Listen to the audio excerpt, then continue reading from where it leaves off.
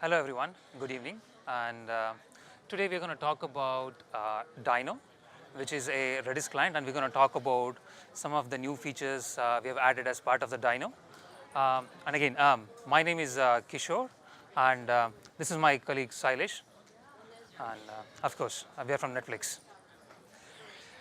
So yeah, so Dyno is nothing but a Redis Java client. So I want to give a little bit of overview of what Dyno is. Many of you may already know because Dyno is a Netflix open source software, which is pretty popular out there.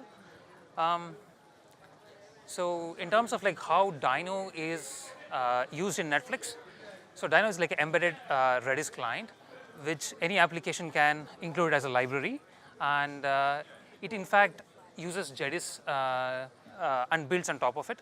It provides a lot of features which are not currently available in Redis, but which is very helpful and useful building a distributed application on top of Redis itself.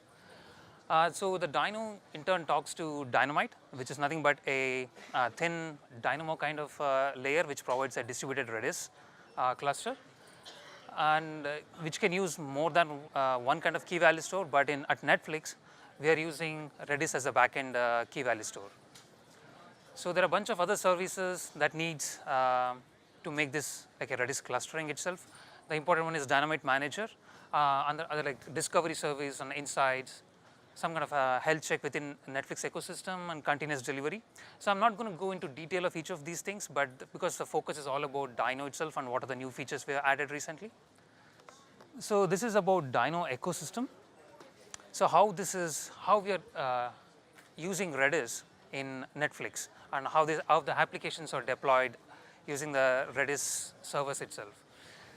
So here, if you look at the Dyno client, which is basically the client side of it, it's going to talk to Redis clusters. The important thing to note here is the racks, where we have Redis servers itself deployed in the form of a cluster, and these servers form a consistent hash ring by themselves, and the racks within the same region are basically replicas of each other, and we have different regions which is distributed across the globe for disaster recovery and backup purposes.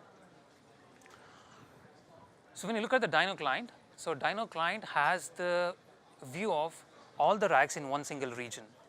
So if you look at one rack, there could be multiple Redis servers, which are basically nothing but shards of within a single consistent hash ring.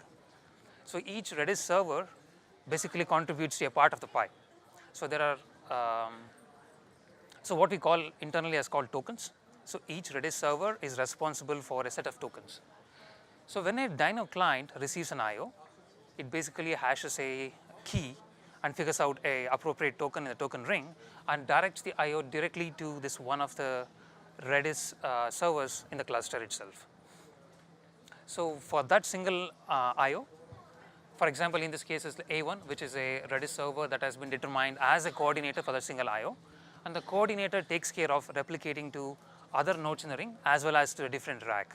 It also takes care of replicating this data to a different region. But this happens asynchronously. It's kind of a eventual consistency kind of model. Okay, so here I'm kind of listing some of the top features that Dyno provides on top of Redis itself, which is connection pooling, where a single Dyno client can connect to multiple Redis servers, and for each Redis server there is like multiple connections by itself. It kind of provides HA and also high availability and high throughput, because we can talk to a single server with multiple connections. And load balancing, I already spoke a little bit about it. So this is a token aware topology where we shard the consistent ring into multiple Redis servers. So that way we can get high throughput with the Redis servers itself. I'm going to talk about a few of these things in the next slides, but I'm going to give this is just bullet points saying what are the top features right there. Failover is one of the important things we have because we replicate across different racks, so we can easily and transparently failover. Pipeline is something Sailesh is going to talk about. how we are leveraging pipelining and some of the use cases we have for it. So scatter gather, because we have multiple Redis servers within the same ring, so we're going to scatter the IO based on tokens, and so the gather is mainly when you do a read on some of these keys. So you got to basically fetch these keys from all the different replicas and then order them and kind of return it to the application. So Netflix Insights is basically we publish a lot of metrics which are useful to understand how these clusters are performing and how to scale them better. Okay, so one of the things is about load balancing. Again, the token aware load balancing I touched upon briefly.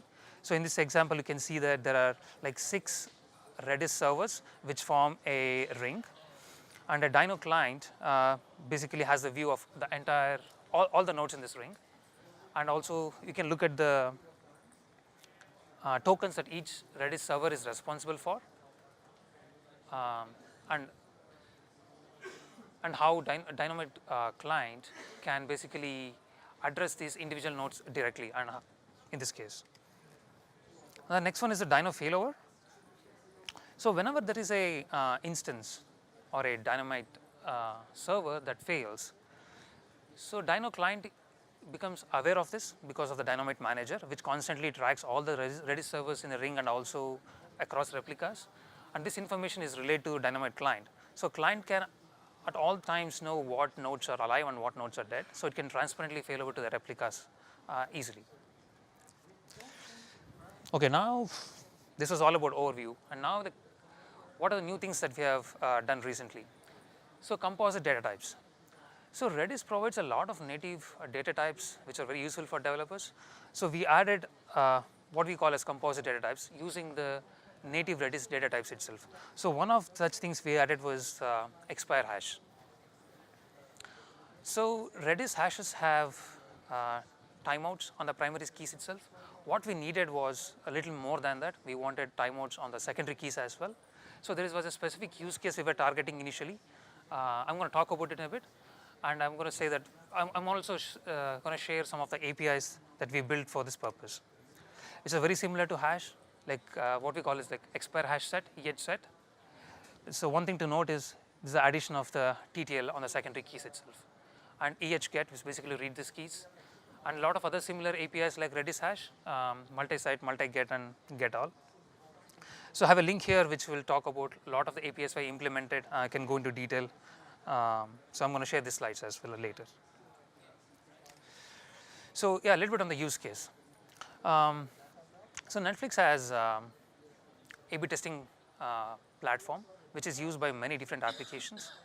So think of this as like where every single user that uses Netflix platform has a unique ID associated with the user, and we have A/B testing applications which want to target these test cases, which have again unique identifiers, and they want to target these test cases for a set of users with a specific timeout.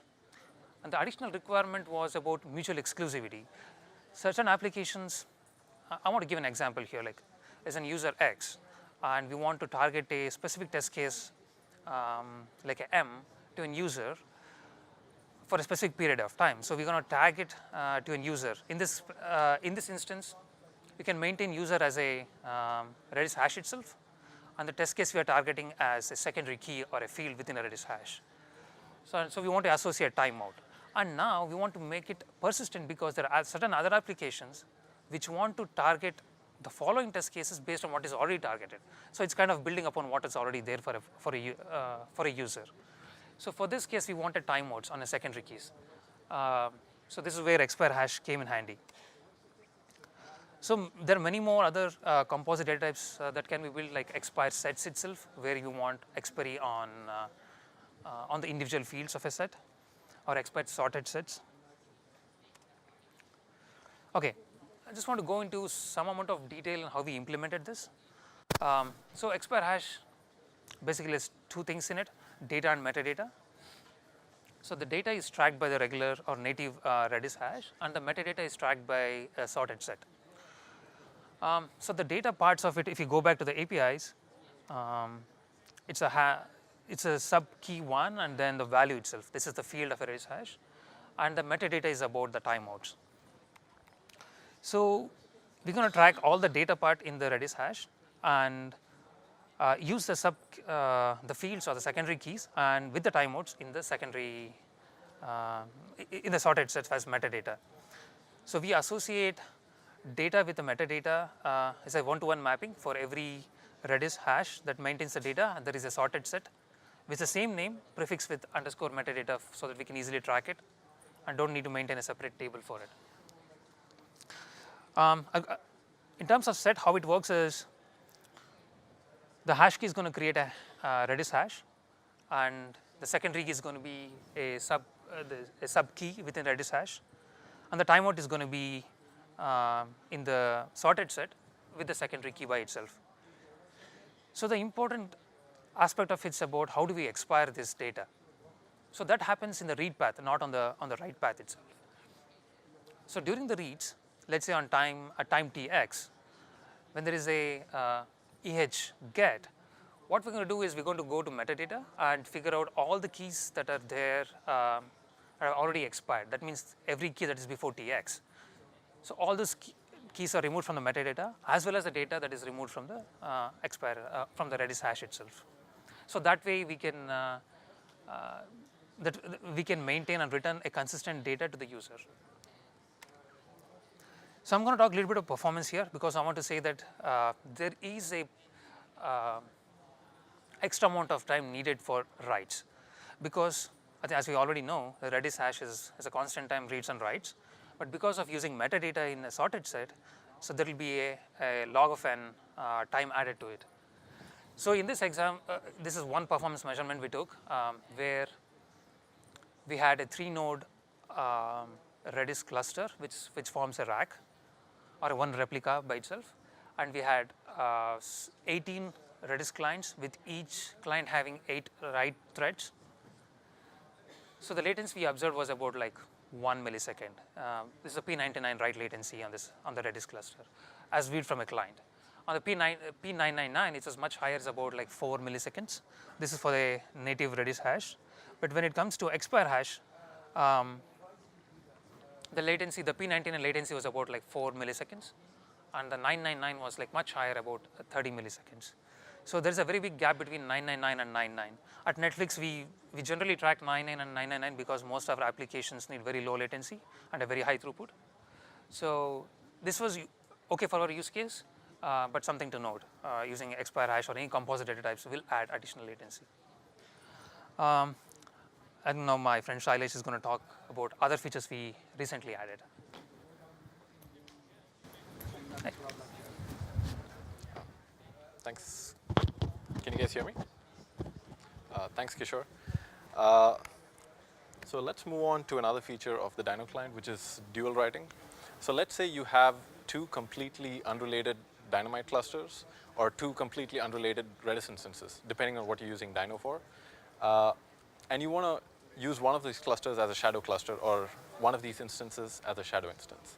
Dyno allows you to write to 2 different clusters or instances at the same time. And when I say 2 different instances, I just mean unrelated instances, not instances belonging to the same cluster.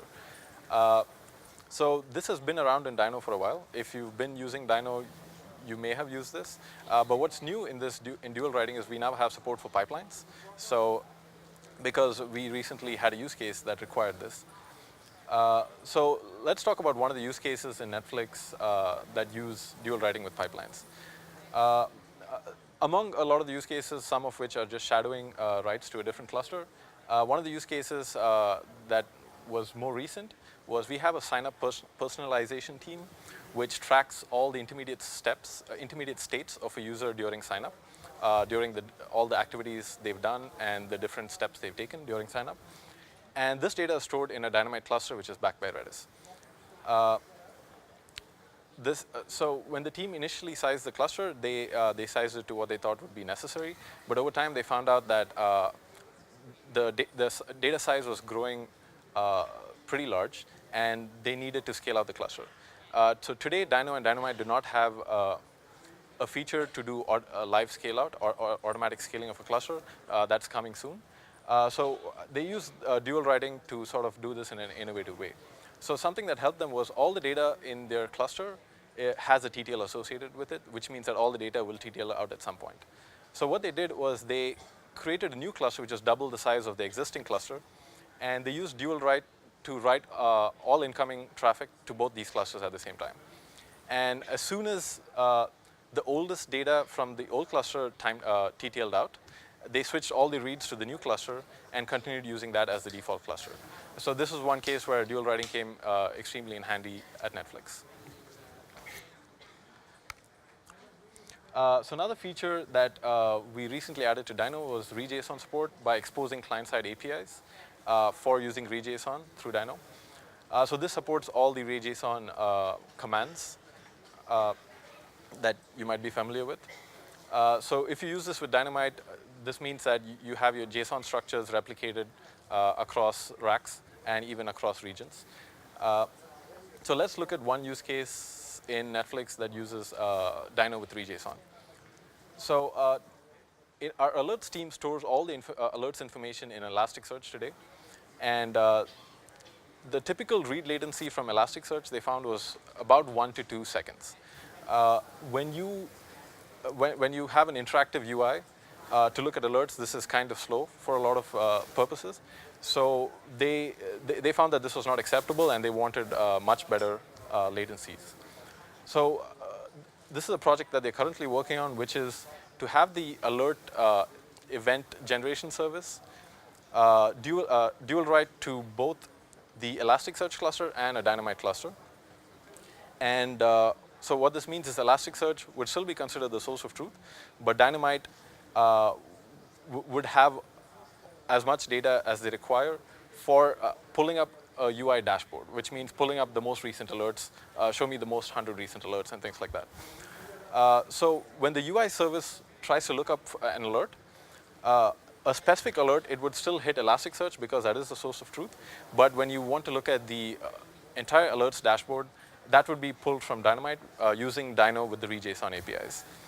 So this brought down the latency. This will bring down the latencies from 1 to 2 seconds to the low hundreds of milliseconds, which makes the UI experience a lot better for our alerting team.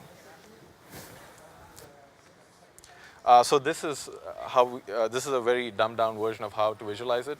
On the left, you have the alert event generation service, which dual writes to Elasticsearch and Dynamite, and the alert UI would look up point lookups would go to Elasticsearch, and the queries for a dashboard, which is showing a list of alerts, would go to Dynamite using the REJSON APIs and Dyno.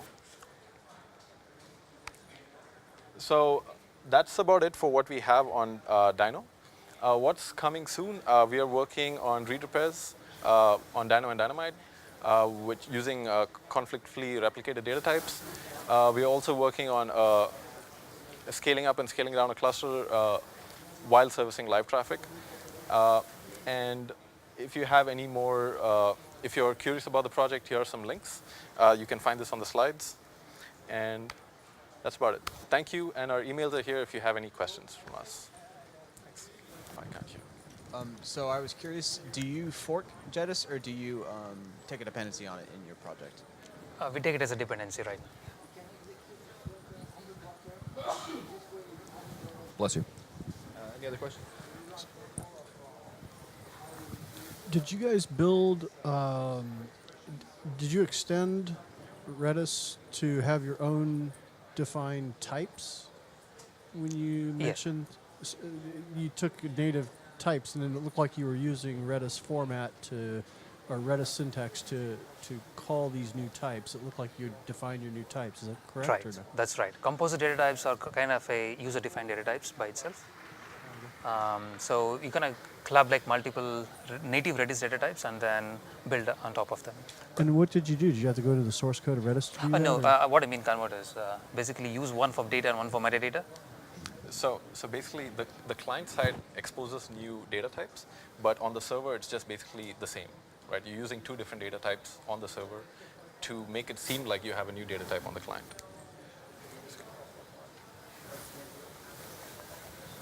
More questions?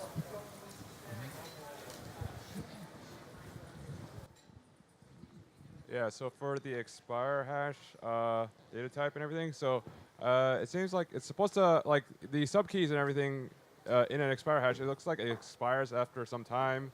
I'm just kind of curious how you guys got it to do that. Like, is there like a background job or something happening in the background to make sure that things expire, or like, because like if I recall correctly, Redis does not do that itself. So I'm just kind of curious how it happens. So, like what we did was, for example, like when you insert, the data is just going to both data and metadata. So what we use pipelines in the background so that all these events are going to the same Redis node, because we have this distributed Redis cluster. If you look at some of the Dyno features, one of it is called hashtags. So and because we shard the consistent ring into different servers, and we want to go and we hash the keys and to figure out the tokens. If you use the hashtags, we're just making sure that all the data goes to the specific Redis server itself. A good example is like you put a key between braces. So braces is kind of a hashtags for us. Anything you put within the braces, so we'll go to the same Redis server if you put it in the pipeline. So that way we make sure that everything goes to the same server, as well as when inserting, it's just going to like a blind insert into data and metadata. But when we read, we have a time xt when this query was made. Based on that, we go to the metadata and figure out all the keys that are before the time tx, we're going to expire them. Expire means we're going to remove them from metadata as well as remove from the data as well. So read takes the penalty in terms of expiring the existing keys. Think of it as storing the deadlines as the metadata in the sorted set. So every time you do a read, you just tell the sorted set, show me all the members that have a score lower than my current time. And that would be all the data that you want to expire, basically. And therefore, the client would never see that data if you're reading at a time after a deadline, basically. Anybody else?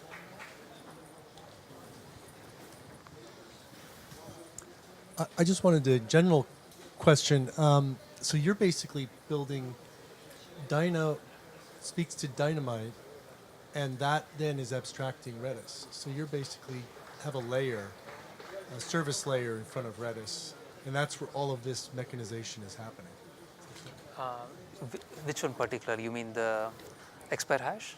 Well, yeah, those kinds of functions. So these functions we spoke about today, they're all happening on the client end, the Dyno part of it.